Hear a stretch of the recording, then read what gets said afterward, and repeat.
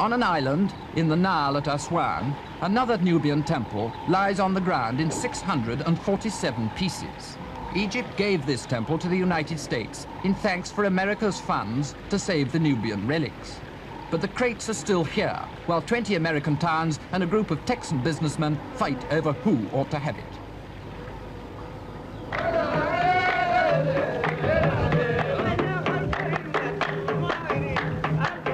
The other victim of the high dam, the 50,000 evacuated Nubians, had less choice about their final destination.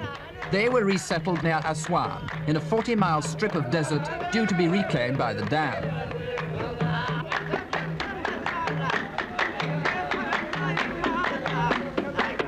The Nubian has always been Egypt's odd man out, an underprivileged minority, even in an impoverished nation. Darker skinned than other Egyptians, Nubians for years left their villages in droves to become the servants of northern Arabs.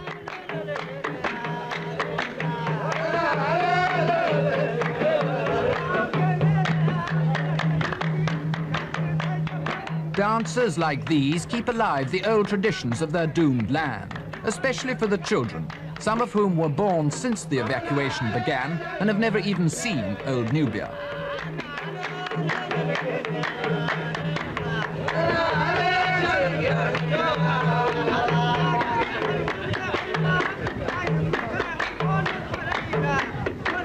The new villagers enjoy many amenities unknown in old Nubia, and still denied to many villages around Cairo, like piped water, for example. For the first time, the Nubians are living in stone houses, allocated to families at a nominal rent on the basis of 2 people to a room. A contrast to their cramped existence in drowned Nubia, which is ironically remembered in this quotation from the Quran. Water is the source of all life. Other amenities, a separate room for cattle. The Nubians' first hospital, and the chance to learn about the rosy future in Nasser's Egypt in a brand new school.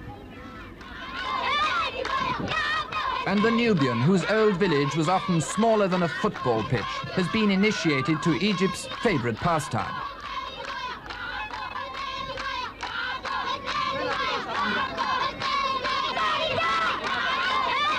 But the move to greener pastures has not solved Nubia's greatest drama, of whole villages made up almost entirely of women. The authorities hope male immigrants will be lured home again by the better life in the new settlement and the promise of a living on the land with 1 free acre parceled out to each family by the government. And on top of that, more land to come when the Great Dam steps up irrigation.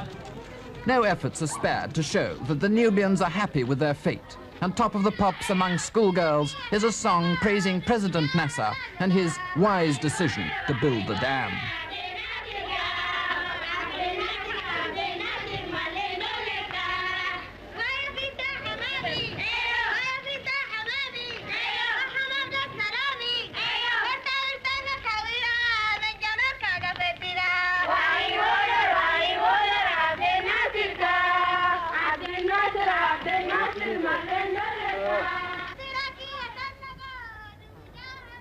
In old Nubia, a deserted village is waiting to die.